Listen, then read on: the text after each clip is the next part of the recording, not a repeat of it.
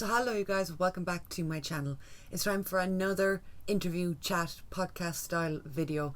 I really need to figure out what I'm going to start calling these things, because it is kind of a podcast, but it's not, because it's an interview, because technically I do prepare questions, but it's more conversational. Anyway, today's guest was a real special one. If I say the name Henry Thomas to most people, they're probably going to think E.T., because he played Elliot in E.T. And yeah, while I do like E.T. and while I am a pretty big fan of that film, I have to say some of Henry's projects that are my favourites would have to be The Haunting of Hill House, The Haunting of Bly Manor, Midnight Mass. That's if we're talking shows. Then there's the films like Ouija, Origins of Evil, Gerald's Game. He has been in so many horror projects that I've absolutely loved. And I noticed that like when I started doing like a watch through of all of the Mike Flanagan projects, I kept like seeing his face pop up, and then in a lot of horror films I was watching, I kept seeing his face pop up, and I was like, oh my god, he's in so many things that I have loved. So I reached out and asked if he'd be down to chat, and shockingly he said yes. It always blows me away when people say yes to me. I'm like, thank you so much, but why? And it was an absolute delight getting to talk with him about his projects, about his art, about his work, about like how he finds inspiration, music, books. You know, I like to think I have a pretty good judge of character, and I know usually within a few minutes of talking to somebody, okay, yeah, we're going to vibe. And I just knew as soon as we started talking that the conversation would just flow, which it did. He was an absolute pleasure to talk to speak with, and to listen to. He had some really cool stories. And I love getting to hear about the behind the scenes, especially if somebody's so creative, if they're like really into it, be that acting or directing or producing or writing, whatever it may be. When you're talking to somebody who loves what they do and someone who's super creative, I love getting to, poke at parts that they mightn't have talked about in a while. I just thought this was a really, really fun chat, and I really had an absolute blast. So yeah, whether you love the more modern horror projects he's been a part of, or if you're just a diehard fan of E.T. and some of the earlier projects he was a part of, I hope you guys enjoy. God damn it! I can never make it through an intro. I hope you guys enjoy watching along and listening along. And to Henry, a huge thank you to Henry for sitting down and sharing his time. I always say it in these videos that yes, they're my favourite style of video to make, but also that I am so appreciative when people do sit down and talk, because time is one of the most precious things that you have. So at any time anyone takes some time out of their day, out of their life, to sit down and share stories and to reminisce on their career, it means an awful lot to me. So yeah, a big thank you to Henry for sitting and talking. All of Henry's links to his socials will be linked down below. My socials will be linked down below. My band socials, Oesteria, will also be linked down below. I'm the drummer in a band. We put out a new single called Monument a few weeks ago, so that's going to be linked. So anywhere you could find any information, just check out the description. And this is my chat with Henry Thomas. Just getting you situated here on the screen. I hope your morning's going well. Oh yeah, it's all right now. We're in the swing of things. Yeah, getting back at it's the hardest part. I can't believe we're already at the back to school point of the year. You said it to me and I was like, shit, yeah. It's crazy because my eldest daughter is 21, and so she's off and she's starting law school in the fall. All right.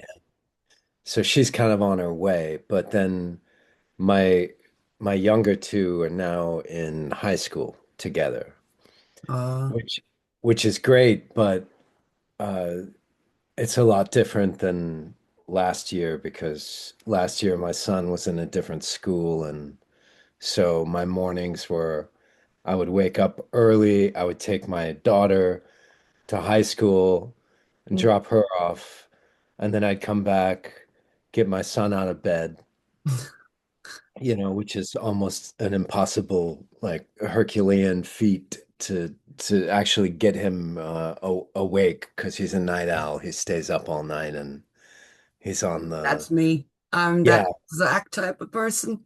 it was me too, but my hand was uh, forced to be responsible and get these guys up in time. So it's been it's been I think a hard road for everybody.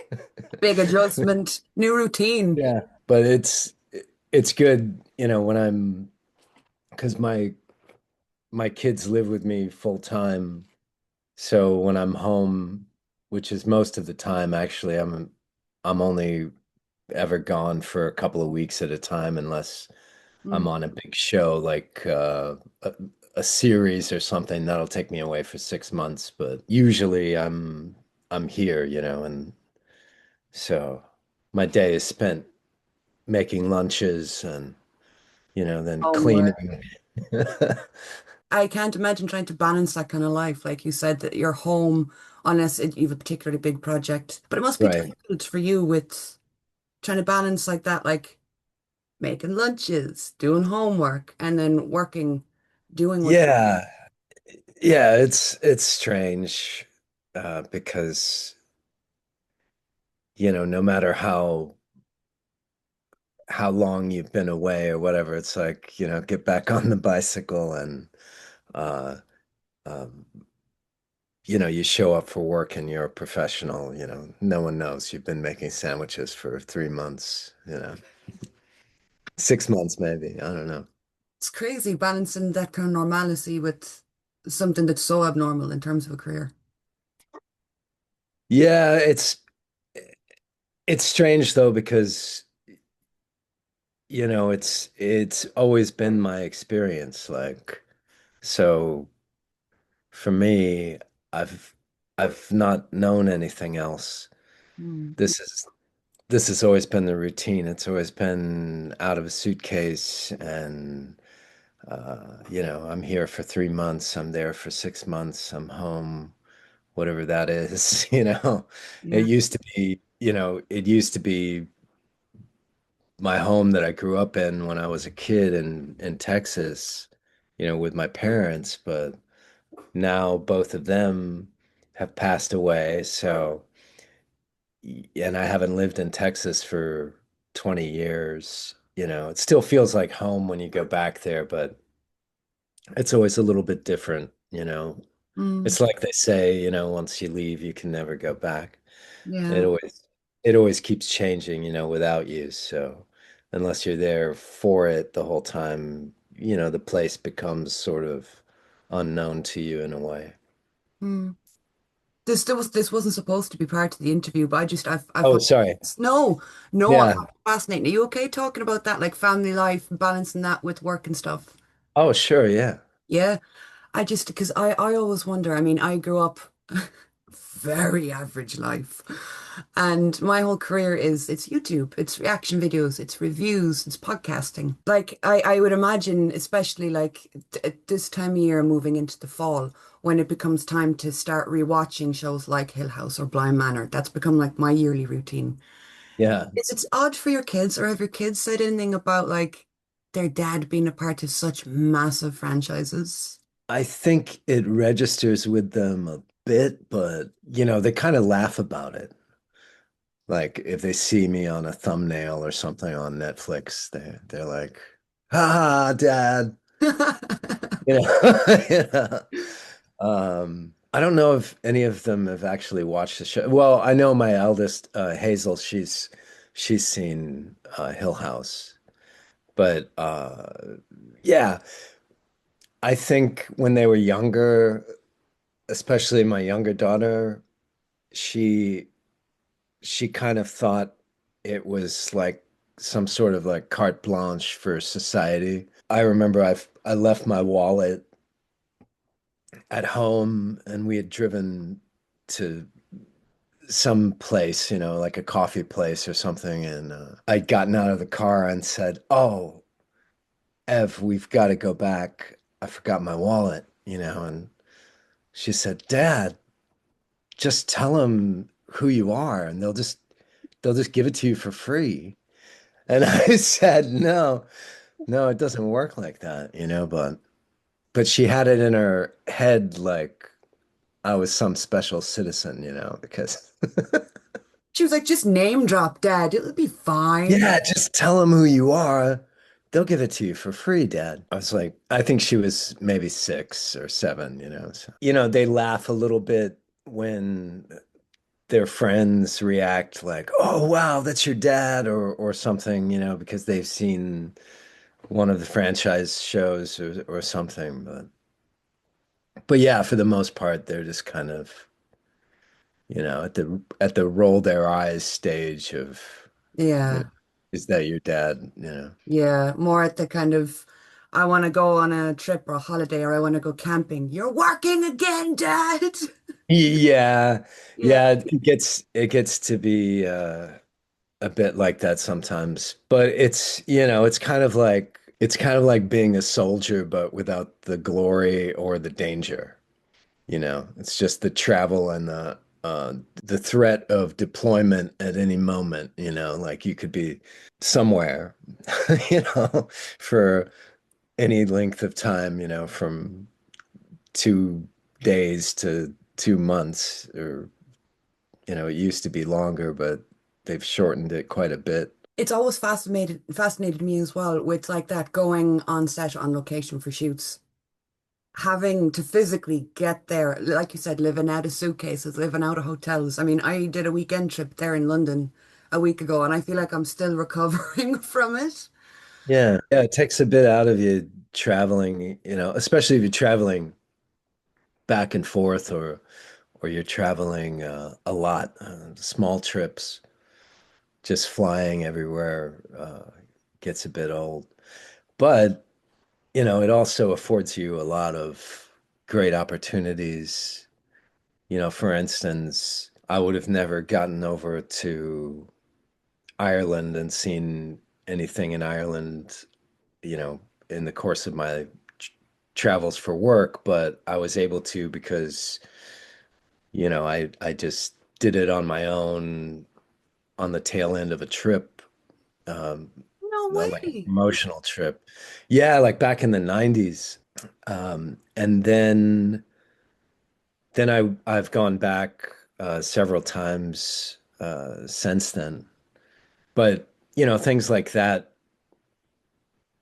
being a guy from South Texas, that wouldn't have been on the menu for me unless, I had worked and saved up and, Mm, planned a vacation. But it's cool. Some of the places I've seen through work and being able to travel, on the back of work.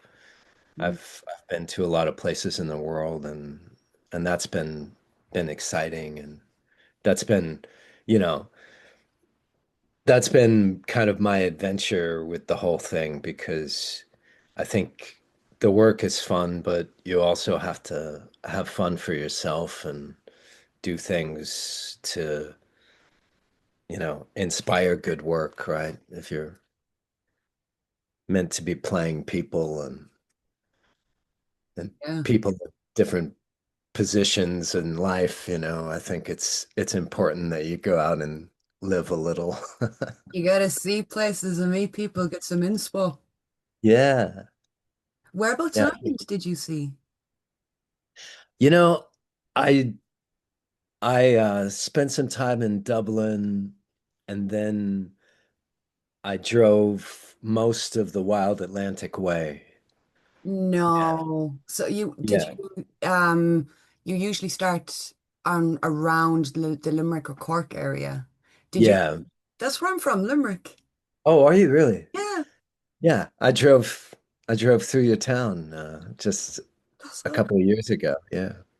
brave as well. Brave of you, because I know Whoa, those yeah. roads are treacherous. I almost died a few times because, the the truck driver Yeah. guys, they just barrel through there, like, because they know the roads, and it I'm on the wrong side of the vehicle for me, anyway, so I'm freaking out about, the spatial awareness, and the hedges, you can't see anything. I have friends that live out the country, and it's like some roads are single lane, completely engulfed by trees and hedges.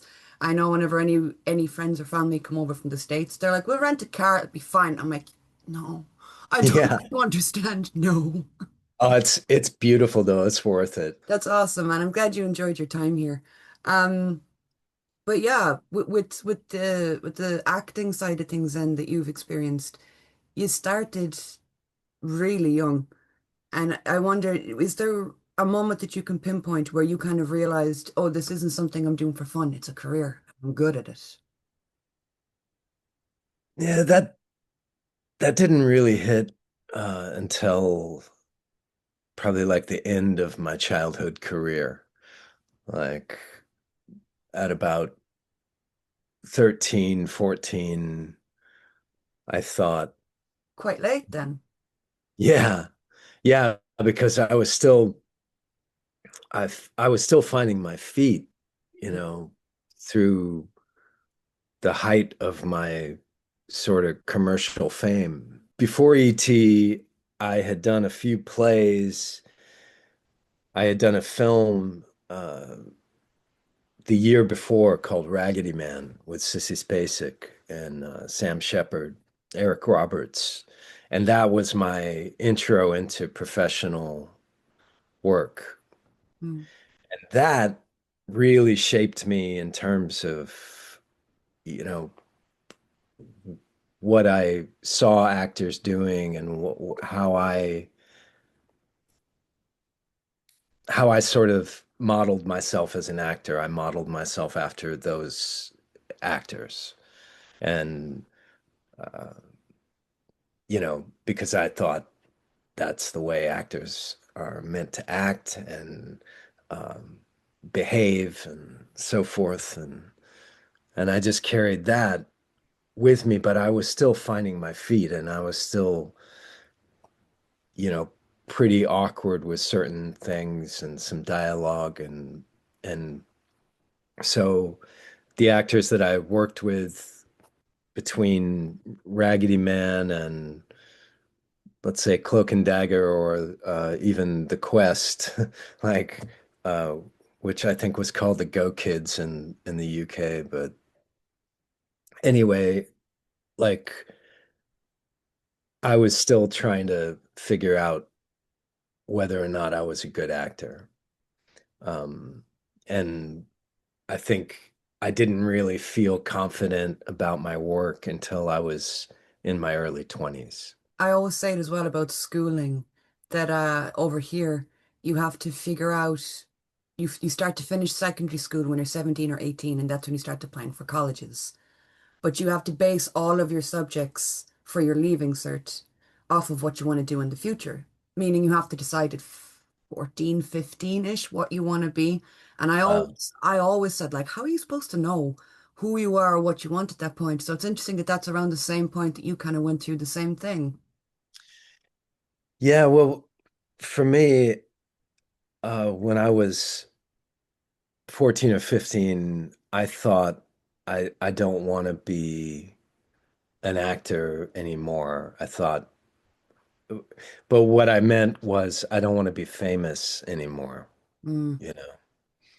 Uh, and it took me a couple of years to discover that I was always going to be famous because of the film E.T. It was going to be a famous thing for the rest of time, at least foreseeable time, my lifetime. And so I kind of came to that realization and thought I'm going to continue acting because I already know it and I feel like I don't know, I just felt a desire to pursue it, especially when I was young. I wanted to be when I was young, I wanted to be perceived as a serious actor, you know. mm. That was important to me. Like, When you talk to someone who's been in the industry long enough, I've talked to a few people who not necessarily childhood actors, but more kind of teen years. That's a huge commonality where there's that turning point if I want to be a serious actor now. yeah, yeah. It's like, but you always were. Well, that's the paradox, right? Because you're still kind of it's the paradox of youth because you're coming into your own and you're still not realizing the full scope of things, Mm, So like I was at the height of my, career as a youth, and I didn't realize that I was at the height of my career as a youth, you know.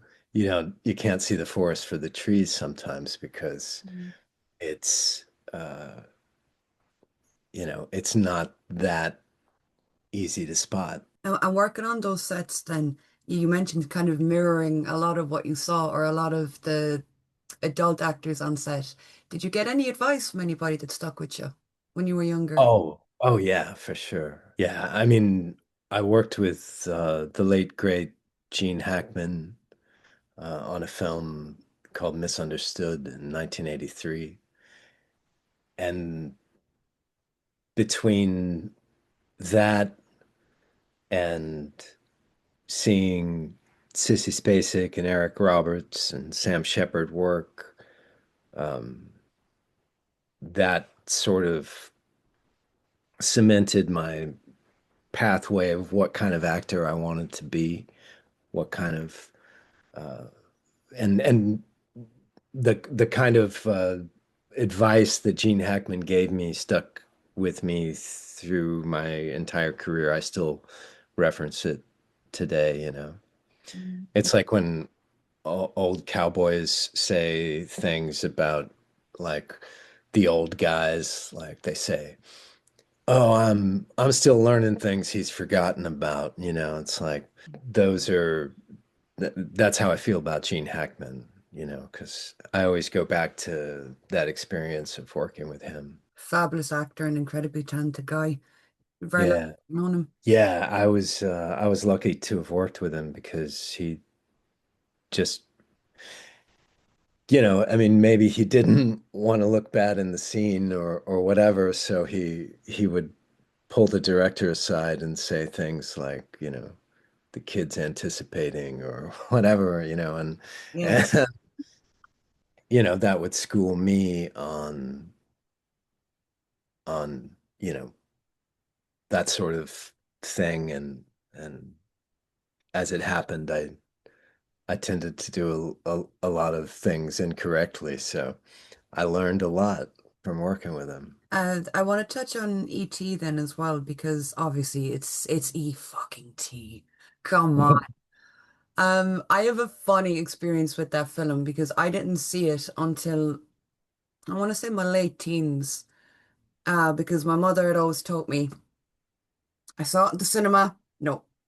No. Do you know the scene where E.T. is down by the river and he's sick and he's all pale? Oh yeah. That was too I much mean, for my mother.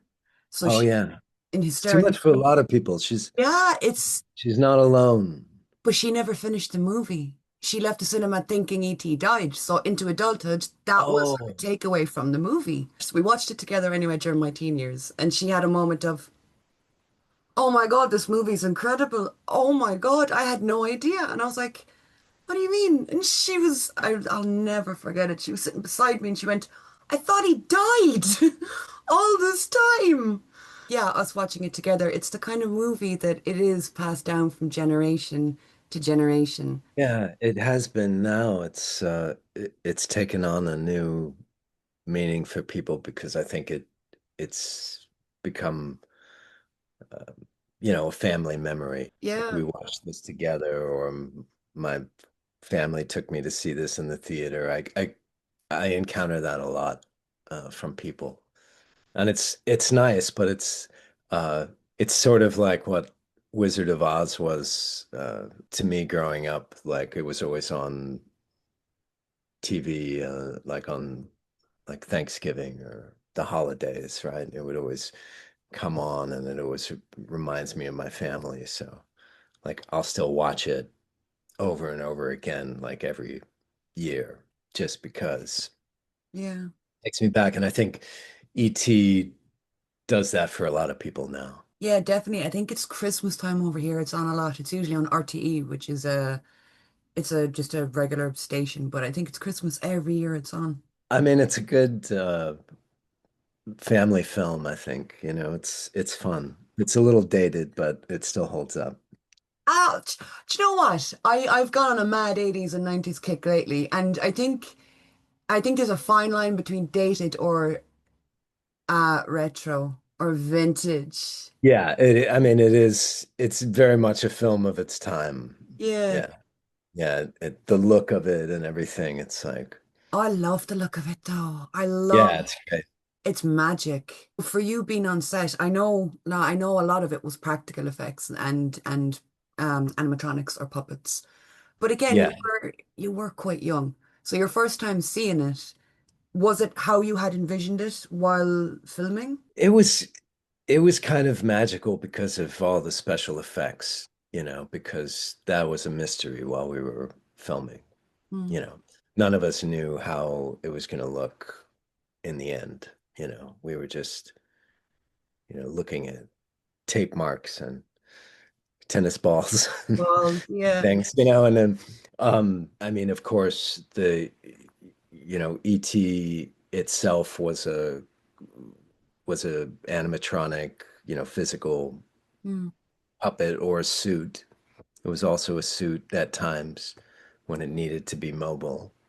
But for the most part, like the flying effects and the voice and all of that was put in post production. So we didn't really know what the final product was going to look like.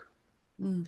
Which the film, I thought, at the end, you know, after seeing it in the theater, I thought, wow, it's great. With the music and everything, it was really moving, Yeah. and all of the effects look great. And now, in retrospect, I love it because the film is entirely handmade, and it's one of the last uh, totally handmade films.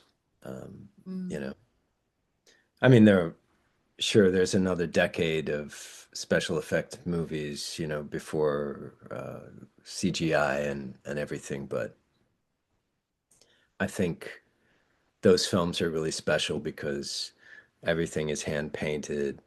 The creature was handmade. It was operated by 13 guys. You know, like there, a lot of work went into uh, making him come alive, and all of those people are responsible for it. It's quite a feat. It's probably a huge part of the reason why it held up as well. There is a charm to it visually. Yeah, there's a charm to him. There's a personality there, and that's that's the magic of Steven Spielberg, and it's the credit to all of those artists that he assembled. It's nice to look at what was cutting edge special effects quality in 1981, right? Because that's when we filmed it. So 1980 to 1981, they were developing it, and then filmed we filmed in the fall of 81, and it was released in the summer of 82. That's quite a fast turnaround time, Yeah, pretty fast. especially by today's standards. Yeah. Something like that, something as iconic as E.T. Friends, family, they all obviously probably were super proud of it. But what did your kids think of it the first time they watched it? Uh, it was kind of a lackluster response. I don't know if I showed it to them at the wrong moment or what, but they weren't very excited about it. They were like, my son was afraid because he was a little bit too young. He was about 5 or 6, and he didn't like the cornfield alien thing. Yeah, He was done. understandable. Done before it even began. He was kind of cowering behind me. And then my daughter, she was just kind of, you know, she was curious why I was hanging out with this alien. Why do you like him so much, Dad? Why are you hanging out with him, Dad? As if it was a personal decision. Yeah, yeah. She recognized that it was me as a boy. That wasn't a big surprise because I guess they had seen the preview of ET on some, DVD that they had. Yeah. This was back in the DVD days. I'm still in the DVD days. I have a whole Okay. collection, physical media all the way. Yeah. Yeah, physical media is good, I think. I'm a big vinyl collector and, well, not collector, but vinyl enthusiast, let's say. My brother's like that. He is like Oh the yeah. box filled. And there's a Oh yeah. cleaning process and a storage process and a correct way to play them, allegedly. I learned the Yeah. hard way. Yeah. Got to be careful. Yeah, but it's interesting then it's on the topic of that of physical media and physically having something in your hand. I remember if you wanted to watch a film, you'd have to either rent the DVD or buy the DVD. Right. And it just it felt I was actually talking to my mom about this recently because we had a local video shop that we used to go to, and it was like it was the event. A Friday night, you'd go to the video shop, you could pick either one new release for a fiver for the weekend, or I think it was two old releases, and you had to take Right. your time with picking out what did you want, were you sure? And then it was getting your treats in the shop next door on the way home. And now with streaming, in a way, it's good because everything is so accessible. But I feel like there's a lot of like unfinished in terms of like viewing, of watching, of Yeah. shows, of movies. And as someone who lived through the physical media and then the digital in terms of acting, what's your take on that, or do you have one? Yeah, I do actually because like you're talking about video rentals and it being an event, you know, when I was a kid, like before video, now I sound like a really old guy. Like, yeah, I went back before video, back in my day. Um, There was a before video? yeah, there was a before video. There was a before VHS, which was Beta. Do you know about Beta? Betamax? Yeah, it was like the original video tape. It was like a smaller cassette, like a wider tape. Actually better quality, the Betamax, better quality than the VHS.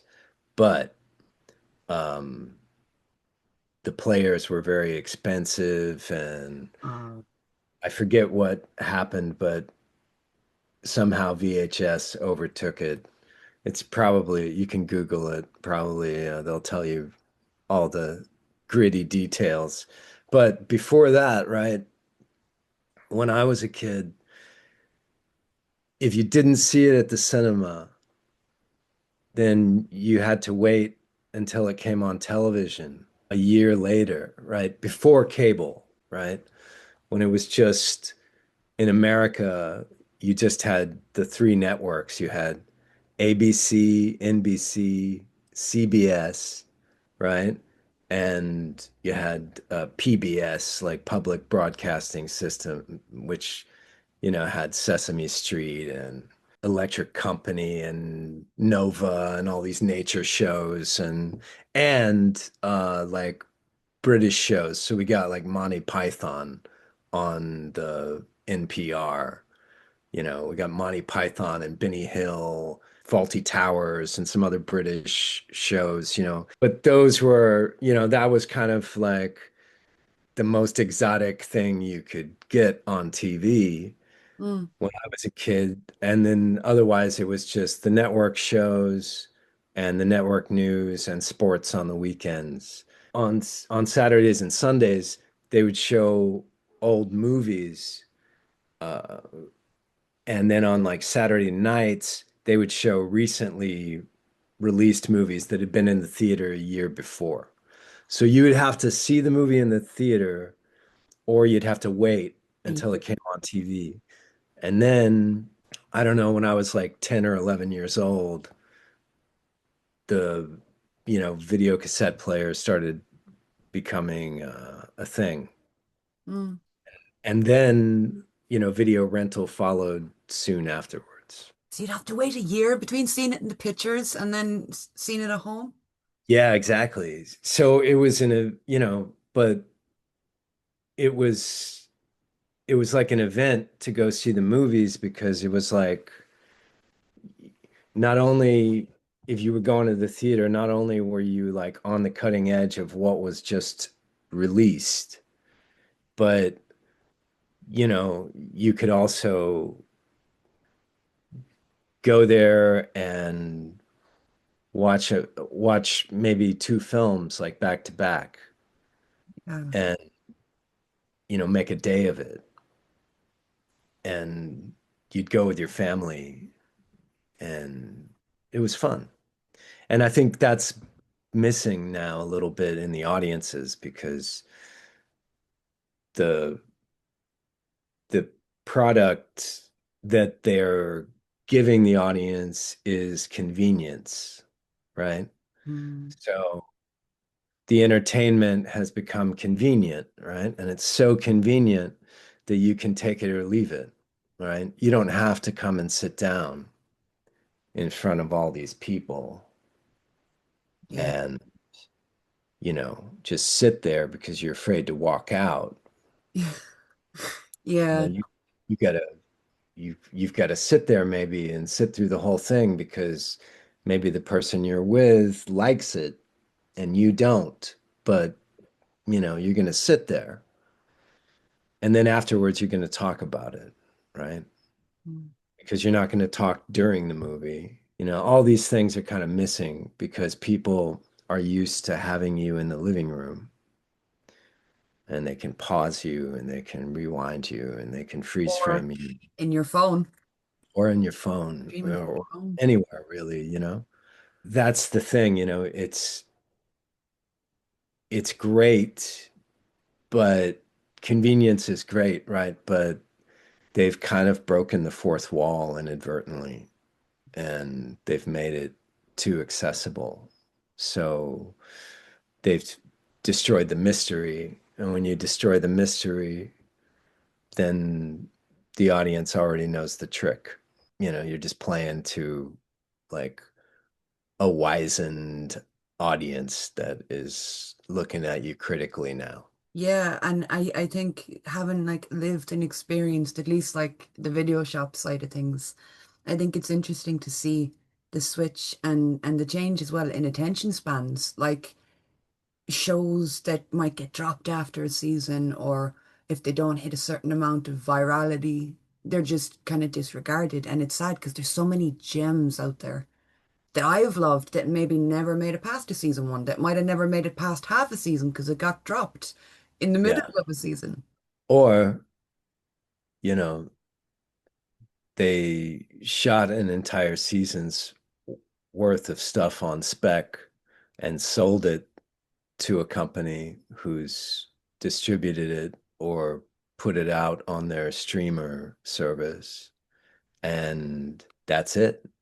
Mm, One shot. It's done. They have no interest in the storyline or anything. They're just looking at the numbers. mm, And that's all that they ever look at. I mean, look at that show that was on Amazon. It was like one of Amazon's big fantasy shows, like to kind of fill the void of Game of Thrones. And they basically they put out three seasons, and it was a little bit rocky in the beginning for the show. mm, But then, like in the last season, they really hit their stride and it was looking pretty good, despite all of the weird changes that they had done to the source material. It was looking like the fans were getting behind them and everything. And it was obviously like the producers, what we call a Hail Mary. Um, it's like a pass in American football where you like just go for it. You throw it like as far as you can. It's like our last, we're gonna get a goal. And it was obviously like the producer's Hail Mary yeah. throw, like, we're gonna do all the things that the fans want and we're gonna get that fourth season. And they didn't get it, had sunk all this money in the show and they just abandoned it. And stuff like that I think is crazy because you've already got so much invested in the property. Mm. you've already got all this time that you've invested and money you've invested in building this brand, and then, it finally hits its stride and they just like next. And I think you see that more and more because you have a corporate control over entertainment, and they're working off on an algorithm, I guess. Mm. You know. No, I do. And I think as well that's why it's so rare when something does come along that becomes like a global hit. And it's not often that you see it, especially with TV. No. I mean, and that's why I think a lot of the shows you've been involved with, Hill House, by Manor, Midnight Mass, all of them, I found it so weird that it was like hit after hit after hit, that every time one came out, that it was like the whole world decided we're locking in for this. And like I'm a huge horror lover. So I remember when Hill House came out, I was like, okay, I'll give it a shot. Like I might like it. And I was absolutely, and I'm not just saying it because I'm talking to you, like I was like, holy shit, this is one of the best horror shows I've probably ever seen. Yeah, I think Mike Flanagan did a hell of a job with it. I mean, it was really, I think his masterpiece is that show because f for me, when I was reading the scripts, you know, I don't want to get any spoilers for anybody who hasn't seen it or anything, but like episode 3 is a big reveal. And when I hit that, I was like, whoa, this show is really interesting. It's going to be interesting. If audiences can sit with the pacing of it, because it's a slow pace, slow burn, through the whole show, I think. Mm. Um, but if you can get behind that, I think it's one of the best shows that Mike Flanagan has ever put together for sure. I love it as an audience. That's my favorite. Like as an audience member, that's my favorite one to watch. It's my favorite as well. And I'm about to I rewatch it every year. And I'm like, Oh, biding great. my time until I restart. I had a lot of fun with some of the other characters and some of the other series because I just had more to do. Like I feel like in Hill House, I'm just kind of running in and out of the house a lot. But but um, you know, in some of the other series, I've had more elaborate hoops to jump through, and that's been fun. And I think Mike kind of enjoys putting me through my paces, like uh, maybe this time you have a limp, I don't know, Yeah.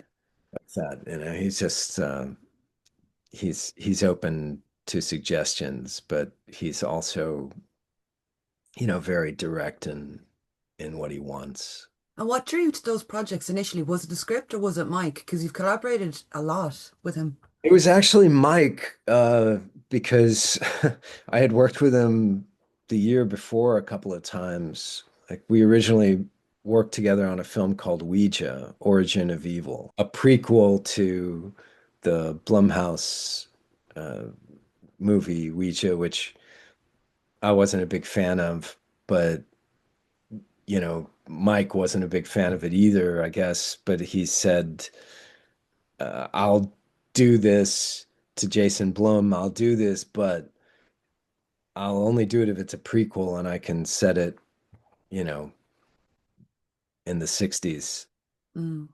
And so they said, yeah. And I met with Mike, and Mike, I didn't read for the part or anything. He met with me. We talked for an hour or so. And then I got an offer like later that week, and then on set he was like, "Oh, I'm gonna put you in everything, everything that I do. I just sold my series to Netflix, and there's a part in there for you." And and I'm thinking, yeah, sure, okay, Yeah, guy, sure. whatever. Yeah. Hollywood promise, here we go. Mm. But he did, for like 8 projects after that, he gave me roles and everything, and it was great, It was great to it wasn't always convenient because, we had the pandemic and COVID lockdown, everything, and we were shooting in Canada, and I couldn't really get home. Um, so there were a lot of difficulties in my personal life, but I think that the work was really great, and wouldn't trade it. Well, as an audience member, thank you, because they are those projects, honestly, there's just something about them, the self-contained little universe with each show. There is something absolutely magic. And like I said, I'm a huge, huge horror nut. And once I found these shows, and then it was like, there's another one coming out. What? Yeah, That's how I became aware of you. Because I remember making my way through these shows, and I was like, that's the dad from Hill House. And that's then right. I remember discovering Ouija, and it was the same thing. You kept popping up in all these horror projects that I loved so much. So what draws you to that kind of darker side of things? Well, honestly, I don't usually gravitate towards that personally, but they are fun characters to play. There is there is a there is a fun aspect to playing with that fear and that, mystery of the unknown or maybe the supernatural, right? Like, you know, is it real? It isn't real, but is it, what are Yeah. we dealing with here? Some of that is really fun as an actor. Inevitably in horror, you like build these extensive, involved characters and relationships for 2 acts, and then you just mercilessly destroy them in the third act, with like little or no logic. You Yeah. just like rip them apart, and betray everything that you've built up in the first 2 acts, usually, you know, depending on how good the writing is, right? The wheels can really come off the cart in the third act True. if if they're tired and wrapping it up. So I think it can be a mixed bag as an actor, but there are a lot of good things about it too. Mm. The the bad thing about it is that, you know, you could do acting backflips and somersaults, and nobody's ever going to give you any credit for it anyway because it's a horror movie, right? And that's just the general um, the general perception in the business. I think it's still like a little bit of a snobbery uh, about horror and the whole genre. I think it's still fun. It's a fun genre, and honestly, right now it's the only thing that financiers are saying yes to as far as films go. So, Really? like, yeah, you could say, I want to make a love story about 2 people in a car. We only need one set and 15 days to shoot it. And they'd say, no. But if you said, I've got a horror idea about 2 people in a car, and I'm like, yes. It's a testament to the fans, I guess, because, they can always sell a horror movie. They can always put it out in theaters and it always does well. Yeah, I guess I didn't look at it that way before. In terms of movies, I always tend to gravitate towards shows more so than film, and I kind of Yeah. always have. Um, and like that with The Hill House, by Manor, with all those shows. I think, like you said, you're kind of restricted somewhat in terms of movies or film in trying to tell a story, as opposed to 6 to 9 episode run Yeah. event, I guess. That's the way Mike Flanagan shoots those series anyway. He shoots it like a long form film. In his mind, that's what he's making. He's making a 8 hour movie. But with long projects like that for you, there must be a lot of moments that are I don't want to say hard, but like I was talking with Tahira and we were talking about Bly and she mentioned a scene where I think it's a scene where she walks out into the pond or into the river and she said that it was so cold that day that she Oh, had hot water bottles up her sleeves. So was there a moment like that on set for you that was just maybe physically or mentally just difficult? yeah. I mean, that whole shooting experience was pretty uncomfortable because um, we were out for that sequence. We were out at night in this place called Langley, Mm. which is up in British Columbia, like outside of Vancouver, about an hour. Anyway, at that time of year, we had so much moisture and everything. We had so much rain in that part of the world that it was just like a bog. So it was cold and your feet would sink all the way, like halfway up your shins in mud and lose a shoe and all of that crap, you know. That was right before COVID, I think, when we did that. It's all blurred together now because we did Midnight Mass and Bly Manor almost back to back. That must It have been was just a tiring. couple. Yeah, but then we got shut down during COVID, when we were about ready to go for Midnight Mass, and then we shut down for 5 months and then came back to work. And then we were back out there in Langley in the bog at the same time of year, again. It was awful. That just sounds like an average day out in the countryside in Ireland. It's wet, it's raining, you're sinking into the mud. Oh, Yeah. yes. Well, I don't know. It's not so bad, but just being out there at night, like doing night shoots for a month, and we had all that age makeup and prosthetics on, so Mm. they drag you in really early and slap that stuff on you, and then you got to sit around for hours before the sun comes up, and then, you know, it's not a comfortable process.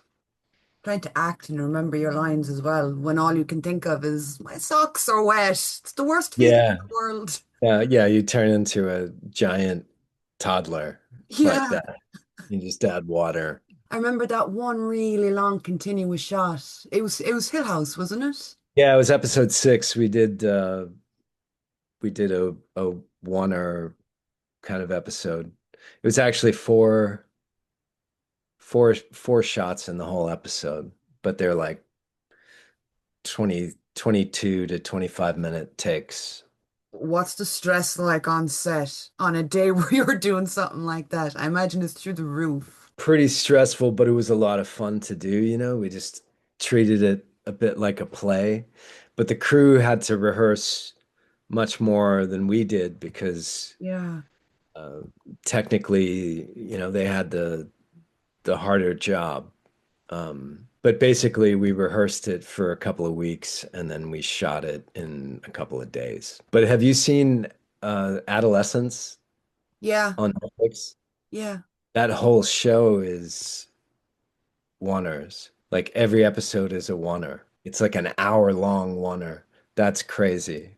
But I guess if they go in and they start with that, that's their normal, I guess. So the cast and crew Yeah. would just be so used to it as opposed to someone who does it as a one-off for a Yeah, but the amount of rehearsal and technical proficiency that you need to do that, it's like really, I was like hats off to those guys because Mm. I actually worked with Stephen Graham on Gangs of New York, and when I saw his name on that, and I thought, oh, that's great. And then I saw that he wrote it, and he and his wife produced it and everything. I thought, oh, that's great. Way to go, Stevie. Yeah, there's so many shows like that at the moment that are absolutely just little gems. For me, like my favorite part is watching a show. I love dissecting a show. I'm the person who would buy, like the artwork books of the show and like how it was made, featurettes in DVDs. Oh my God, they're my favorite thing. But Oh yeah. the creative journey is different. I mean, from conceptualizing a character to scripts to acting to getting all of the praise afterwards. What's your favorite part of the creative journey? It's definitely being on set. I like being on set. I like the whole process of getting there, you Mm. know. The creative meetings you usually have with the director, um, sometimes the writer and the director. Those are a lot of fun, exploring the character, building the character together, then uh, working with the costume designer, doing the fittings, and sort of seeing the character take shape visually. Um, all of those pieces falling into place, the rehearsals. By the time you get to set, you have an idea, a pretty good idea, hopefully, of what you're doing. And if you don't, you've got the excitement of that first take because once whoever that guy is shows up on film or digital or the hard drive or whatever it is, right? Mm. It's forever. That's who that guy is. So it's an interesting journey, you know. You have to be sure before you open your mouth, you have to know. You mentioned about someone that if you don't know that the character will just kind of pop out and come to life. Do you have a character like that for you that just came into his own with not a whole lot of foresight or not a whole lot of planning that he just kind of Probably, I would say Elliot is the closest to that because a lot of that character's energy was me scrambling to uh, listen to what Steven Spielberg was shouting to me, usually in the middle of the take. yeah. He would give me direction. So a lot of that energy that Elliot has was Steven Spielberg saying, "Say it faster, say your line again," things like that. But aside from that, I would say most of my other characters have been pretty planned out. Like as an adult, I kind of knew who they were, and I would base them on certain people or certain aspects of certain people, people that I was familiar with, or people that I had idealistically created, perhaps, maybe. Real In people some cases. you knew? Yes, I would use people that I know quite a bit, like for mannerisms and things, if it fit in the character. And would you ever tell them? Sometimes I would, yeah, but usually I wouldn't. I think I'd be more on that side of things. I think I wouldn't tell him. Yeah. Well, because it's not an impression of them per se. I'll do that as an actor. Like I'll say, "Oh, that's interesting the way that that guy is handling Mm. his hat," or "Look at the way that guy eats." You know, that's interesting to me. And without being a creep about it, I'll stow it Or away. Yeah. yeah. And then if it springs to mind for something I'm reading or usually I'm only on the lookout for stuff like that if it hits me in the face or if I'm reading something that's kind of piqued my senses. You must find traveling then and doing conventions and stuff like that very useful for people watching. Oh, yeah, it is. It's fun. It's it's fun because a lot of times you're meeting some interesting people that are interested in meeting you, right? But often the most interesting times are the people who have no interest in meeting you and they just kind of wander up and they're real gems like you're the one in the and then they'll reference your 8 by 10s. Oh, Oh, I didn't know. I didn't know you were in this. What else have you done? Like it's a Yeah, like, job interview. yeah, it's like it's a job interview. But by and large, people are really nice, and there are a lot of interesting folks out there. It is good people watching at the conventions. And the cosplay people are in full effect. That's like a hobby that they sink thousands of dollars into for these some of these outfits And that are countless hours, days even. yeah, I know. My son is really into anime and you know Japanese manga, and sometimes I see some of these outfits and I'm like, wow, that's a character from you know I don't know, One Piece or one of those shows. The amount of effort that they've put into these things is incredible. Yeah, I just got back. I did a For the Love of Fantasy in London. It was a convention. Oh, nice. Yeah. And I haven't done a con in over a year. And man, I forgot how much I loved them. Like you said, the cosplays, or even just meeting up with friends that you haven't met since the last convention you went to. It's true. Yeah, well, that's become the thing for me because I'll often do a show with Dee Wallace and Robert McNaughton and Matthew Demerit, and Dee and Robert and Matthew, we all worked on ET together. And so being able to see them, because we've stayed in touch over the years anyway, but being able to see them a couple of times a year at least has been nice. Yeah, it's interesting that you'd have that exact same experience at a con, that it is like a meetup, it's a get together, it's a touch and base with friends. Yeah. I mean, sometimes it's dull when there are tumbleweeds blowing and nobody's coming by your booth, or you just get a stream of people who are like, just wanted to say hi.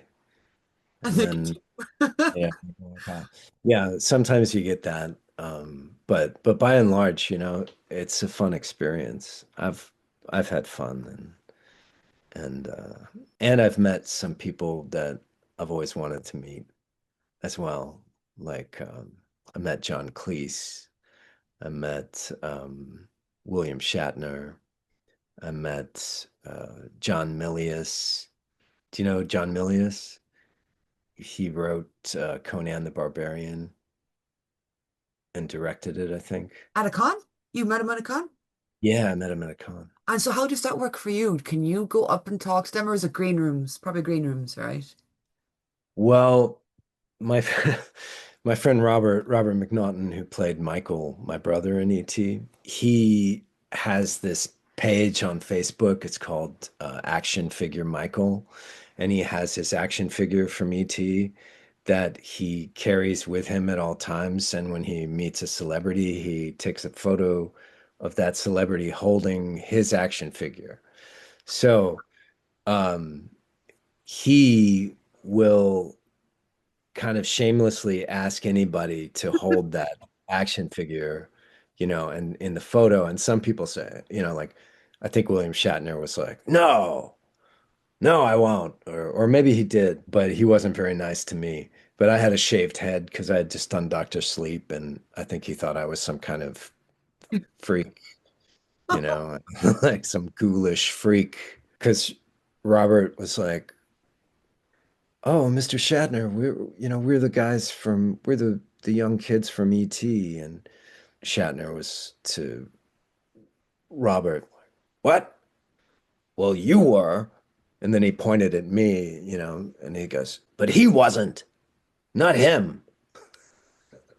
What do you even do in a situation like that? I'd probably either I burst don't it. know. I was like, "Thanks a lot, Captain Kirk." Yeah. I've heard some stories though about him at cons.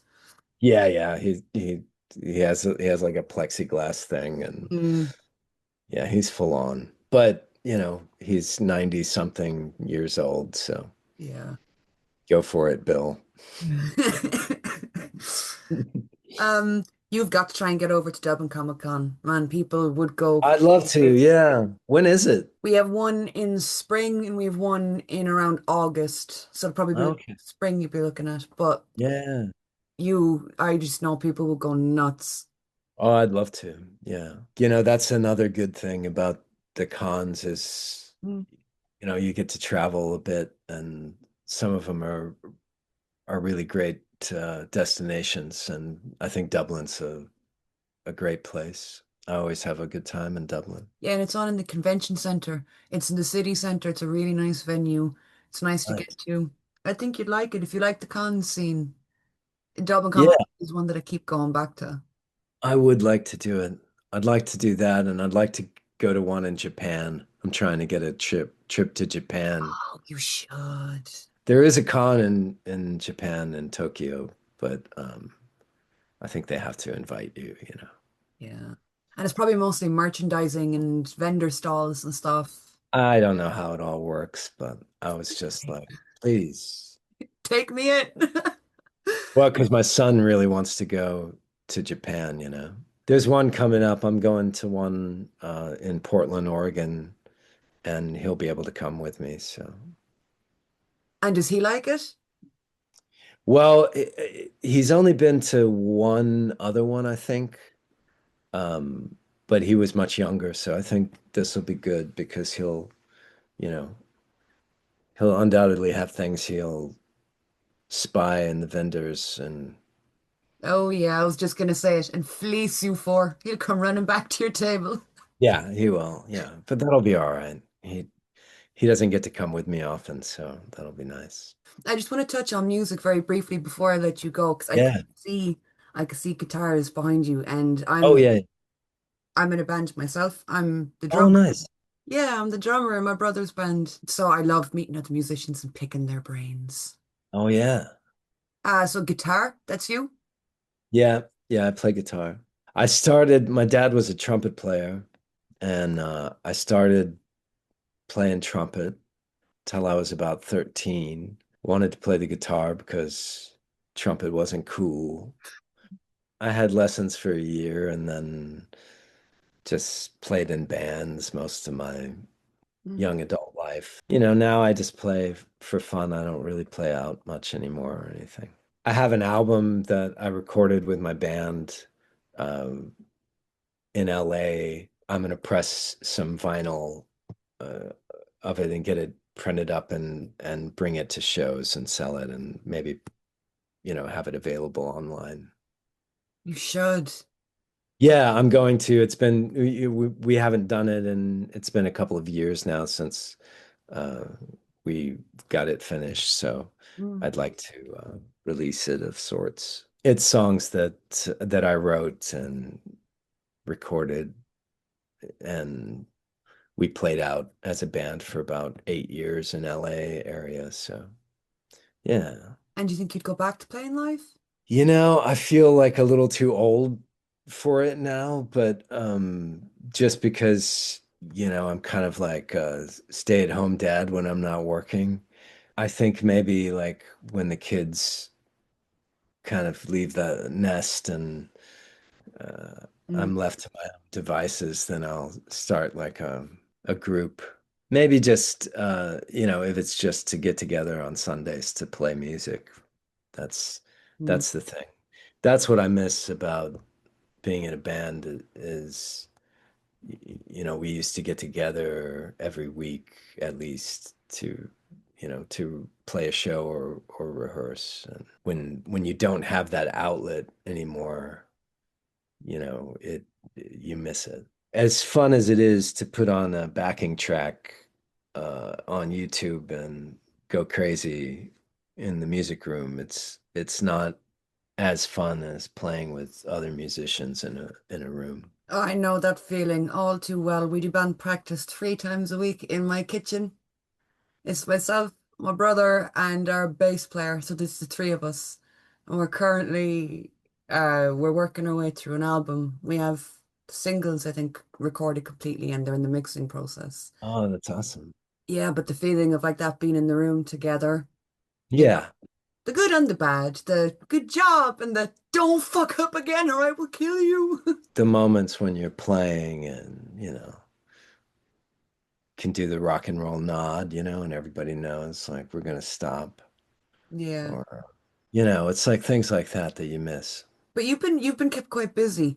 There's the music, obviously the acting, but also you wrote a book. Yeah, I started a fantasy series because I was reading a lot of fantasy at one point, and I was getting really ticked off about the kind of basic plots that just kind of like stereotypical, archetypical plots. Tropes. And yeah, tropes, right. And so I basically thought that I would write one myself. So I was on location in Romania, and I don't know, it was like a very like seedy scene by the pool, and um, it's like right in this hotel by a casino, and they were like,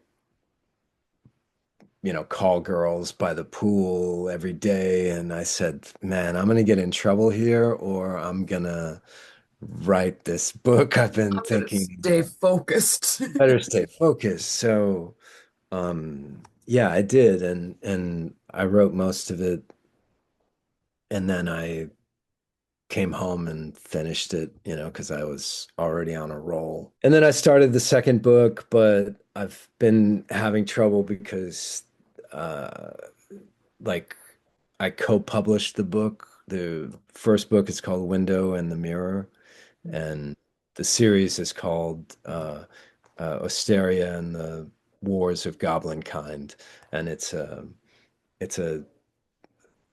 like a three-book series, um, possibly four, but probably three.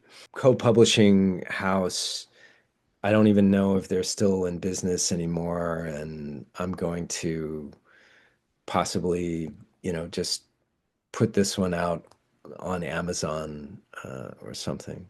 But I'll see. I would like to publish them, and if I have the money to do it, I'll do it. But right now, acting work has been kind of in flux with everything that's going on with the industry, and so I'm in a bit of a stalemate here. I'm telling you, man, you should write that fourth book. I mean, I was raised on Lord of the Rings. I was raised on fantasy. And I feel like lately there's not a whole lot in terms of like reading material for fantasy. Well, now it's all romantasy, Yeah. big thing. Like they Mhm. don't, it's always like light versus darkness, the struggle and the chosen one, and Yeah.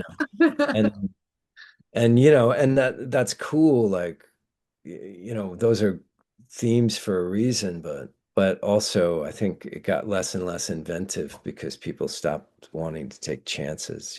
It's like all entertainment, it became like totally marketed. Especially with the rise of like TikTok and stuff. I know book talk is massive on TikTok. And Yeah. it's mostly romantasy style books. I don't know. I think that, if there's a readership there, Mm. then they'll look at it. But it's like Hollywood, they have to see it first before they believe it. Like, studios will actually say, like they're actually saying, we won't take us or read a story or an idea unless it's based on existing IP, intellectual property, which is moronic when you think that they're in the entertainment business and they're saying, we don't want any new ideas, because that's what they're saying. We don't want to hear any new ideas. We just want to hear the old ideas. It's crazy as well, considering audiences have caught on and audiences have said we don't want remakes or, anything like that. Like new material is needed probably now more than ever. Yeah. Yeah, but you know, it's like the Roman army, it takes a long time for them to like slow down and then turn around and change direction. Yeah. They got to like correct for 3 miles before they're on the right track. Yeah, that's nuts. That's nuts because we were, who was I talking to about this? I was talking to someone about this recently, and especially in terms of film and TV. reboots or remakes or stuff like that are massive at the moment, or like um animation to live action is massive as well at the moment. And that Yeah. it kind of gets harder to find new IP or new material. Yeah, because they're not buying it. They're not looking at it, Mm. you know? It's a pass. It's a pass before they even look at it, you know? We won't see it because no, we're not interested. We're not interested in new ideas. Like, that's crazy. It doesn't make any sense. But they can't hear themselves. They can hear themselves say content and existing IP. And those are the keywords that they can kind of, compute and plug into their algorithm. But the idea is that we have to make the audience want to watch the Mm. show. And it's not, let's show the audience something that they've already watched because they'll watch it again. They've created a beast of privilege or something where, audiences have been given convenience and convenience and convenience after convenience.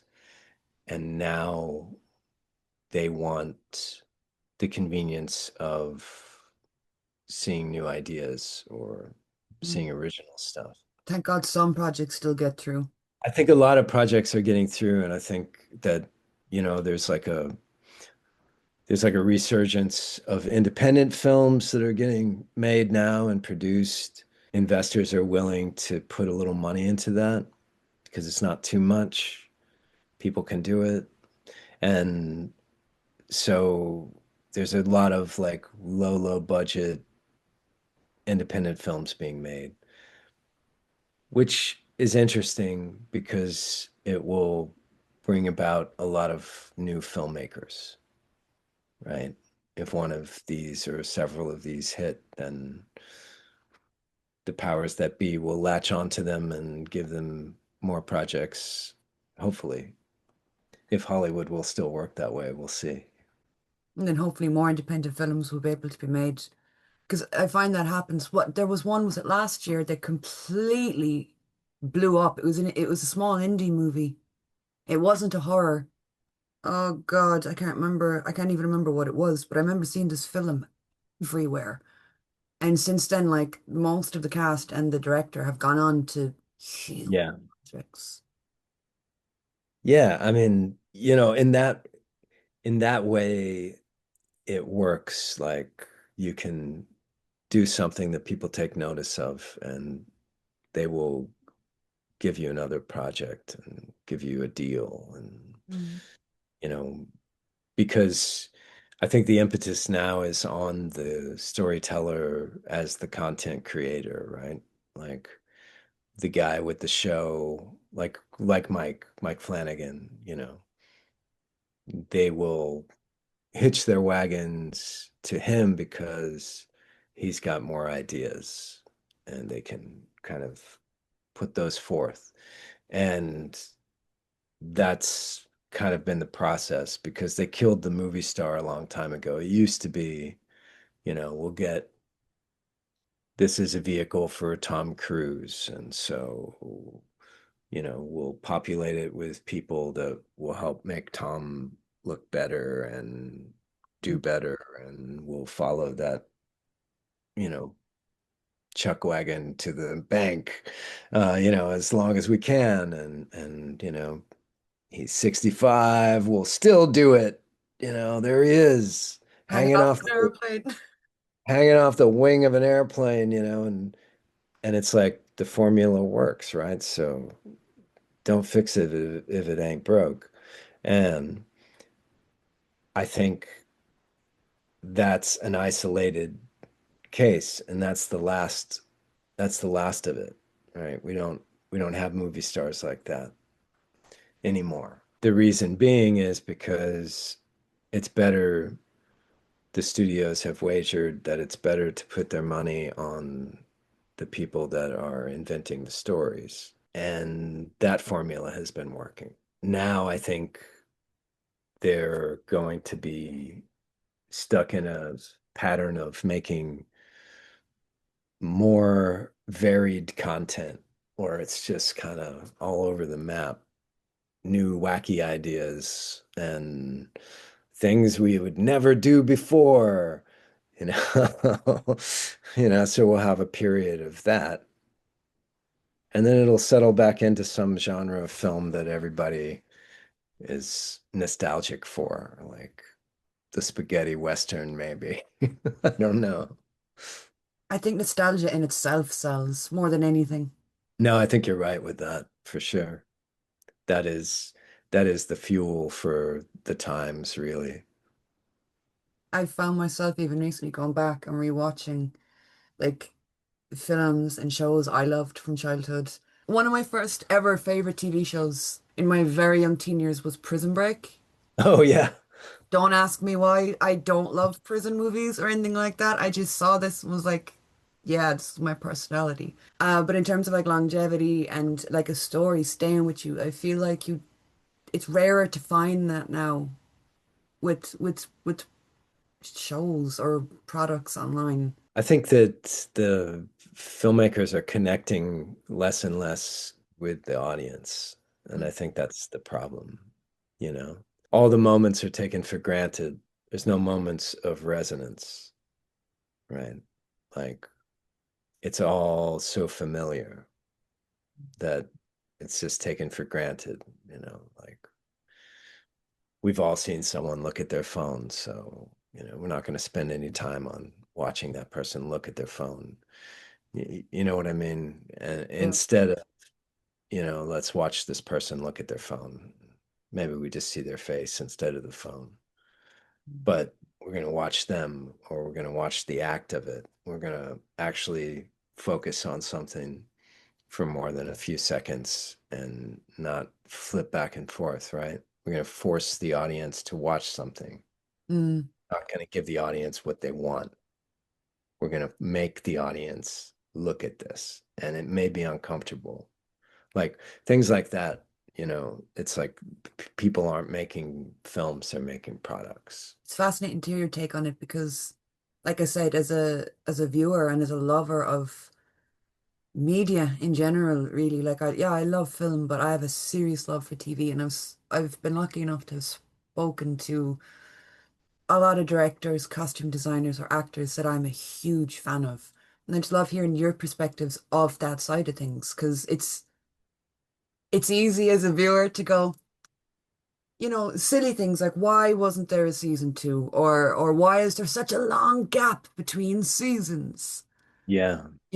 It's easy as a viewer to forget that you guys have to go through the same kind of stuff or have your own take on the making of a show or the making of a project. Well, like, you were talking about episode 6, the one shot thing. Yeah. I mean, the studios almost shut our production down because they didn't understand what Mike and what we all were doing. They just didn't get it. They were like, you're 8 days into the episode and you haven't shot anything. We're shutting down the show. Stuff like that. Yeah. It didn't happen, but there was a threat of it, and it's the film business has always been like this.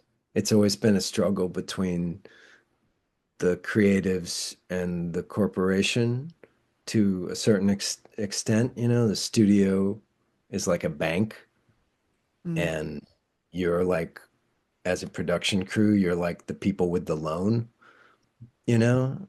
And if you do something that upsets the algorithm, they go, whoa, whoa, whoa, hey, what's going on? Why all this noise, And then you have to soothe them. They say, okay, well, you can continue. So it's always been like that because people have taken advantage of it, right? It's Mm. like people take advantage of things and they ruin it for the rest of us. It's crazy though that like you'd even have to explain something like that to someone, and especially it must be so sweet for you guys and for Mike as well, because that's probably one of the more talked about episodes from the whole show. Oh yeah. No, it's a really memorable thing because you Yeah. notice it immediately. You're like, it hasn't cut because we're so used to everything chopped up. Ashes. Yeah. Yeah. And, it's a trend. It's been a trend in editing and a trend in filmmaking and stuff for a while. But, it has its merits. But also, it's interesting to note that audiences really notice now when you don't cut Mm. because they're so used to everything being chopped up. And everything being so fast. Yeah. Like that's what was great about adolescence, It's like you're forced to watch these uncomfortable moments in real time, like that whole, like the first episode where the kid gets arrested, Owen Cooper, and he's Mm. taken to, and you're watching him the whole time. You can't look away. And I think it's powerful because it resonates more with you. I feel like you're in it with them. You feel like you're in it with them, and you are forced to watch them go through it if you want to keep up with the story. Mm. You don't have a choice. Like you're along for the ride. That's something that's missing in a lot of films. And I think because after you see so many explosions and planets blowing up and people blowing up and everything, it's like, oh, okay. Yeah. Uh, I think those films all have their merits, but I think the audiences are tired of superhumans doing superhuman things, and they just want to see something that they can relate to or something that resonates with them. No, I agree. And I think if you look at the modern landscape of shows as well, particularly shows, you look at shows like Adolescence or like Heartstopper, they do tend to gravitate towards like more heartfelt storylines based on individuals, based on people, you know? So yeah, definitely. I do love a good blockbuster explosion or whatever, Yeah, it's fun. but time and Yeah, place, and maybe not like hundreds of them, you know? yeah, that's the thing. It's just they're so expensive to make. Mm, Like $200 million and more to make one of those films, and it's like you can make 20 lower mid-range budget films for that much. There aren't the crews or the ideas or the scripts out there. There are plenty of things. They just need to be shown that it can work. So somebody has to somehow slip it through the cracks. but yeah, look, Henry, thank you so much for sitting down and for chatting and for being such a good sport. Oh no, thanks, Katie. And I'm sorry I was so hard to pin down for so long. Uh, So Not at all. Like, seriously, I know you're a busy guy and you're doing God knows what, God knows where. I appreciate you taking nothing time too today. interesting. Making eggs most of the time. I don't like eggs. I don't either. I make them for other people. Are we talking breakfast style or we just, this is. Yeah, breakfast. Yeah, fried eggs every morning for the troops. I will let you go. Like I said, I really am. You have been in some of my absolute favorite projects, and when you came to mind, I was like, there's no way he'll say, yeah, I'll ask anyway. Ah, screw it up. Oh, well, thanks. No, I'm happy to talk to you, and it was nice. It was nice to finally talk to you, and thanks for having me on. And that's it for this video, lads. I hope you guys enjoyed it as much as I enjoyed being a part of it. I've been pretty lucky with the guests that I've had on that I always have such like a positive takeaway from them. I have enjoyed every single one that I've done. I've never had a negative experience, actually. Thank God. Touch wood, don't jinx myself. But I really, really enjoyed this. I didn't feel the time pass at all. It just slipped away. And it was the kind of chat or interview where you're not really consulting with your notes. I usually just have some rough notes in front of me to keep me on track. This was just more conversational. It was more of a back and forth rather than, you know, checking the notes. So it was an absolute delight. Yeah, like I said at the beginning, all relevant links are in the description if you want to go give them a follow on Instagram. Keep up with them. And yeah, that's it for this video, lads. Thank you guys so much for watching, and I will talk to you all soon.